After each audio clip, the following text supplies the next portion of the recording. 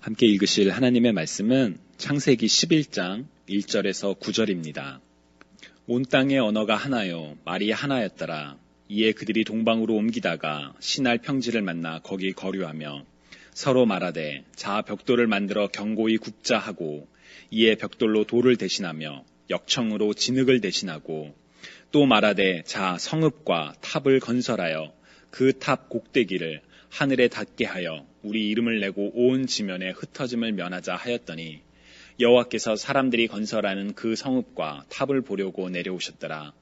여호와께서 이르시되 이 무리가 한 족속이요 언어도 하나이므로 이같이 시작하였으니 이후로는 그 하고자 하는 일을 막을 수 없으리로다. 자 우리가 내려가서 거기서 그들의 언어를 혼잡하게 하여 그들이 서로 알아듣지 못하게 하자 하시고 여호와께서 거기서 그들을 온 지면에 흩으셨으므로 그들이 그 도시를 건설하기를 그쳤더라. 그러므로 그 이름을 바벨이라 하니 이는 여호와께서 거기서 온 땅의 언어를 혼잡하게 하셨음이니라. 여호와께서 거기서 그들을 온 지면에 흩으셨더라. 아멘. 미국에서 살아가고 있는 분들이라면 누구나 하나쯤 언어와 관련된 에피소드를 가지고 계실 겁니다. 말을 제대로 잘 알아듣지 못해서 실수를 하고 또 하고 싶은 말을 제대로 표현하지 못하여 답답하고 아마 이민자가 겪는 어려움 중에 하나는 바로 이 언어의 차이에서 오는 답답함과 그리고 무력함일 것입니다. 개인적으로도 언어와 관련된 웃지 못할 에피소드가 몇 개 있습니다. 저 같은 경우는 미국 생활을 유학을 통해 처음 시작하게 되었는데 들어도 무슨 말인지 모르고 또 말을 하고 싶어도 말을 할 수 없는 그 답답함에서 오는 그 무력함은 정말 말로 표현할 수가 없었습니다. 물론 지금도 여전히 그런 답답함은 남아 있습니다. 그것 때문일까요? 언젠가 그런 생각을 해본 적이 있습니다. 도대체 왜 이렇게 언어가 달라서 힘들어야만 하는가라는 질문. 오늘 우리가 읽은 창세기 11장에 그 질문에 대한 답이 잘 기록되어 있습니다. 바로 7절에 기록된 것처럼 하나님께서 인간의 언어를 혼잡하게 하여 그들이 서로 알아듣지 못하게 하셨기 때문입니다. 여러분들도 이미 잘 알고 계시는 바로 바벨탑 사건의 결말이지요. 홍수가 끝나고 인류는 다시 번성을 하기 시작했습니다. 특정할 수 없는 어떤 시점에서 사람들은 서로 모여 성읍과 탑을 쌓기로 합니다. 하늘까지 닿을 높을 탑을 쌓고 그것을 통해 자신들의 이름을 널리 알리고 온 땅에 흩어짐을 면하고자 했습니다. 그러나 하나님께서는 그 모습들을 보시고 한 족속이요 언어가 하나이기 때문에 이런 일을 시작하였으니 이제 그들의 언어를 흩으시고 그 사람들도 흩으시겠다라고 결정하셨습니다. 그래서 사람들 사이에 언어가 달라졌고 사람들이 온 지면으로 흩어지게 되었습니다. 이것이 바로 오늘 본문에 기록된 그리고 우리가 알고 있는 바벨탑 사건의 전말입니다. 이 바벨탑 사건은 지금 말씀드린 것처럼 언어의 분화와 그리고 인류가 지구상 곳곳으로 흩어지는 결과를 가져온 사건입니다. 그렇다면 우리는 바벨탑 사건을 통해서 어떠한 메시지들을 발견할 수 있을까요? 단지 그 사건으로 인해 언어가 다양하게 분화되었고 그것으로 인해 우리와 같은 이민자들이 고통받는다는 이야기는 당연히 아닐 것입니다. 오늘은 여러분들과 창세기 11장을 통해서 바벨탑의 교훈에 대해서 함께 말씀을 나누고자 합니다. 먼저 바벨탑과 관련된 몇 가지 오해를 풀고자 합니다. 첫 번째, 바벨탑은 에펠탑과 같은 고유 명사가 아닙니다. 창세기 11장에서 사람들이 쌓았던 이 탑의 이름을 우리는 알지 못합니다. 다만 하나님께서 사람들의 언어를 다르게 하시고 그들을 흩으셨던 지역의 이름이 바벨이었습니다. 히브리어로 바벨은 혼란을 뜻하는 단어입니다.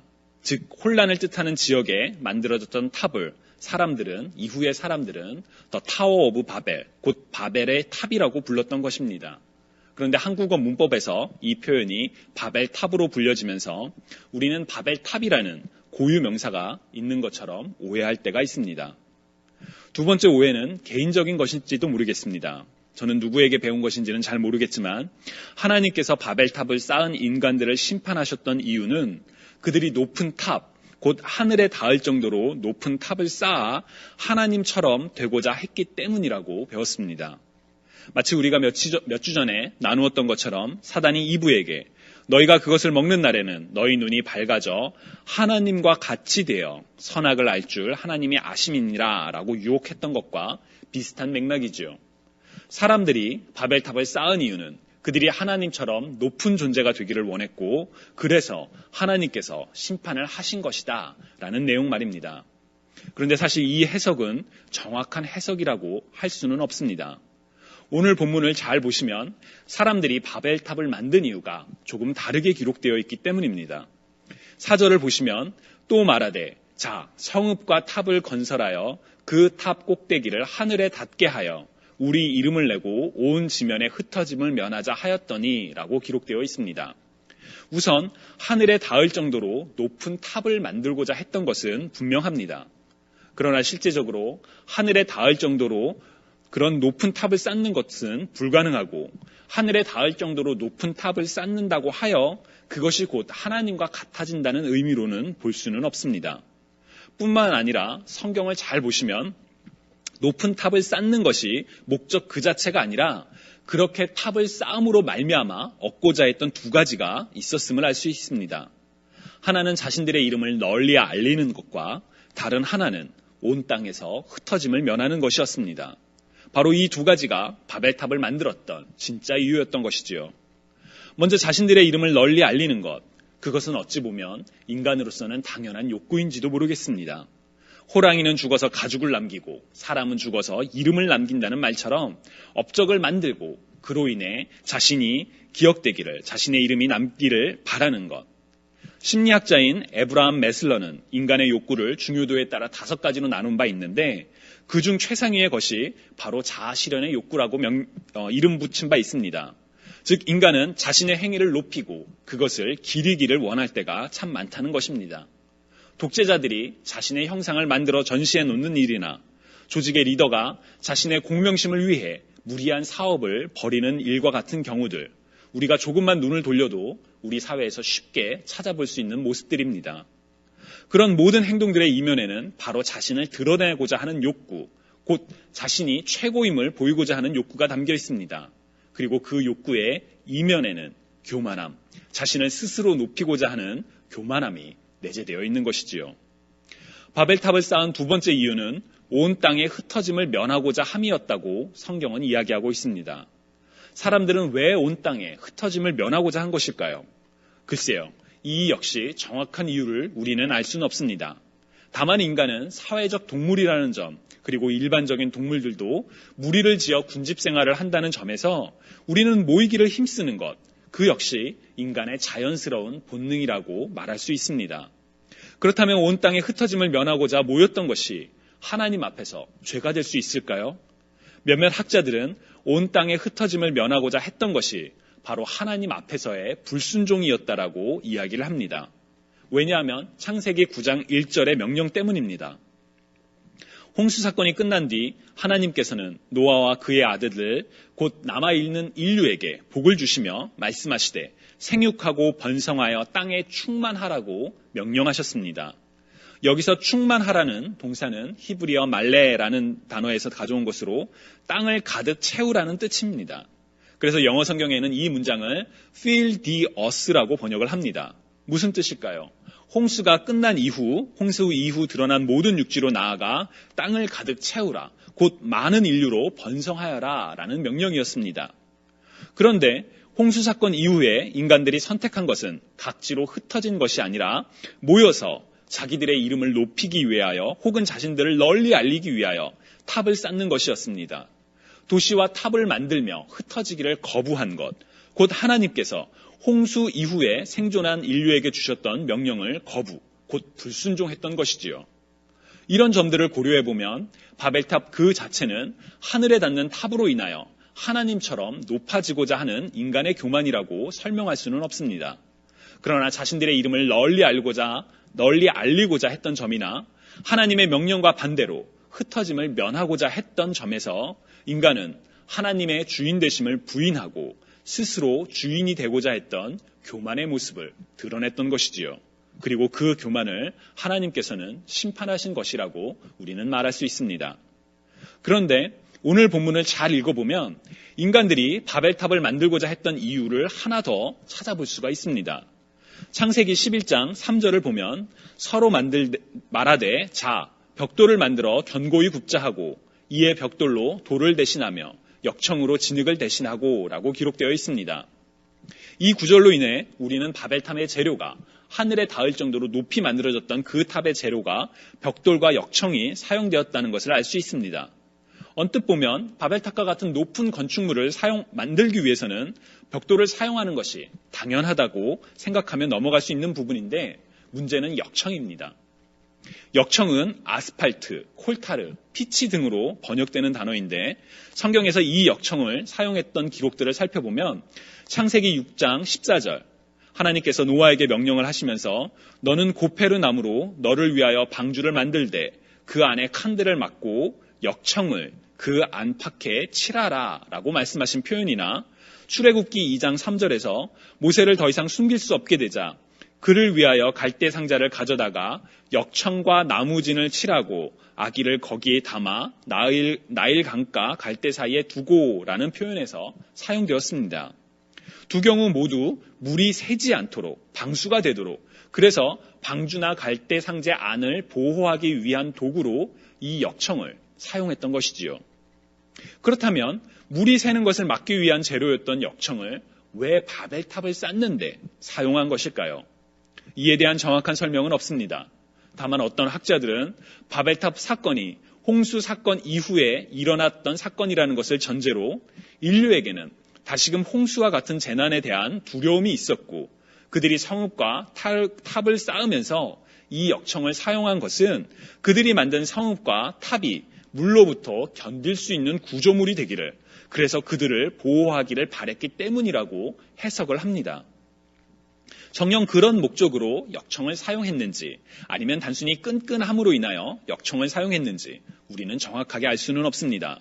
그러나 만약 이들이 역청을 사용했던 이유가 바로 홍수와 같은 재난으로부터 자신들을 보호하기 위함이었다라고 가정한다면 우리는 인류의 또 다른 죄악 하나를 발견하게 됩니다. 그것은 하나님의 말씀을 불신하는 죄악입니다. 지난주에 나누었었던 것처럼 하나님께서는 홍수로 세상을 심판하셨지만 노아와 그의 가족들을 통하여 지상과 공중의 모든 생물들을 구원하셨습니다. 그리고 방주에서 지상으로 나와 하나님께 감사의 예배를 드렸던 노아에게 말씀하시되 내가 너희와 언약을 세우리니 다시는 모든 생물을 홍수로 멸하지 아니할 것이라 땅을 멸할 홍수가 다시 있지 아니하리라 라고 약속을 하셨습니다. 그러나 인류는 하나님의 이 약속을 믿지 않고 불신하고 자신들의 힘으로 자신들을 보호하고자 역청을 이용하여 성읍과 탑을 만들었던 것이지요. 하나님의 말씀을 불신하고 자신의 판단을 먼저 따랐던 행동은 첫 인류인 아담과 이브로부터 계속 이어져 내려오는 인간의 죄의 모습입니다. 우리는 성경을 통해 많은 조상들이 하나님을 끝까지 신뢰하지 못하고 자신의 판단을 따랐다가 어려움에 처하는 경우를 쉽게 찾아볼 수 있습니다. 예를 들어 사무엘상 13장에서 사울이 사무엘, 곧 하나님의 사람을 기다리지 못하고 자신의 판단대로 먼저 번제를 드렸다가 이로 인해 심판의 메시지를 들었던 장면이 바로 대표적입니다. 성경은 하나님의 말씀을 불신하고 불순종했던 이들에게 주어진 것은 심판이었다는 것을 분명하게 보여주는 반면에 하나님의 말씀을 끝까지 믿고 순종했던 이들에게는 놀라운 구원이 이루어짐을 보여줍니다. 우리가 지난주에 살펴보았던 것처럼 노아는 하나님의 말씀을 온전히 신뢰하여 오랜 기간 동안 방주를 만들었고 언제 다가올지 모르는 날, 곧 방주에서 나갈 날을 기다리며 방주에서 머무를 수가 있었지요. 그리고 그런 그의 믿음에 따라 노아가 구원을 받았다는 것을 우리는 지난주에 나눈 바 있습니다. 지금까지 말씀드린 것처럼 바벨탑의 사건을 통해 우리는 몇 가지 교훈을 발견할 수 있습니다. 하나님의 존재를 망각하고 자신의 이름을 널리 알리려고 자신의 공명심을 위해 일을 추진했던 자들에게 어떠한 일들이 발생했었는지요. 하나님의 말씀을 불순종하고 세상에 충만하기보다는 자기들끼리 모여서 흩어짐을 면하고자 했던 이들, 자신들의 안위만을 추구했던 이들에게 어떠한 일들이 발생했는지요. 물로 심판하지 않으시겠다는 하나님의 약속을 불신하고 자신들의 방법으로 자신들의 살 길을 찾았던 이들에게 어떠한 일이 발생했는지요. 우리는 바벨탑의 결말을 이미 잘 알고 있습니다. 그런데 문제는 바벨탑의 결과로 이어진 바로 이 질문들, 그 질문들이 지금의 우리 삶에도 그대로 적용될 수 있다는 점입니다. 혹시 저와 여러분은 하나님의 존재를 망각하고 자신의 이익을 위하여 우리는 이를 버리고 있지는 않은지요. 하나님의 말씀, 곧 내 이웃을 내 몸과 같이 사랑하라는 말씀, 우는 자들과 함께 울라는 그 말씀을 망각하고 자신의 생각으로 타인을 판단하고 자신의 생각을 강요하고 있지는 않은지요. 성경에 기록된 하나님의 말씀을 불신하고 인간적인 방법을 찾아 어떻게든 현재의 어려움을 해결하고자 분주한 삶을 살아가고 있지는 않은지요. 주님이 사랑하시는 여러분, 하나님의 하나님 되심을 인정하는 저와 여러분이 되시기를 간절히 소망합니다. 나 자신을 위하여 일을 계획하고 행하는 것이 아니라 우리 인생의 주인 되신 하나님께서 기뻐하시는 것이 무엇인지를 알기를 간절히 먼저 찾고 그것을 위하여 하루하루를 힘차게 살아가는 저와 여러분이 되시기를 바랍니다. 또한 하나님의 말씀을 기억하고 하나님의 말씀대로 이웃을 사랑하며 배려하는 저와 여러분이 되시기를 간절히 소망합니다. 자신의 안위를 위하여 하나님의 말씀을 잊고 살아가는 것이 아니라 비록 내가 지금은 손해를 입더라도 내 삶이 어려움이 닥치더라도 하나님의 말씀을 지키기 위해 기꺼이 자신의 것을 포기하는 것에 주저하지 않으시는 저와 여러분이 되시기를 간절히 소망합니다. 마지막으로 어떠한 상황 속에서라도 하나님의 약속, 곧 선하시며 우리를 사랑하시는 하나님께서 주신 약속들을 굳건히 붙잡고 흔들리지 않는 삶을 살아가는 저와 여러분이 되시기를 주님의 이름으로 간절히 축원합니다. 바로 그런 삶의 모습을 통하여 우리는 이 땅에서 그리스도의 향기를 드러낼 수 있으며 우리를 통하여 세상 사람들이 하나님을 바라보고 하나님께로 돌아와 영광을 돌리는 것을 경험하게 될 것입니다. 이 축복의 삶을 살아가는 저와 여러분이 되시기를 주님의 이름으로 간절히 축원합니다.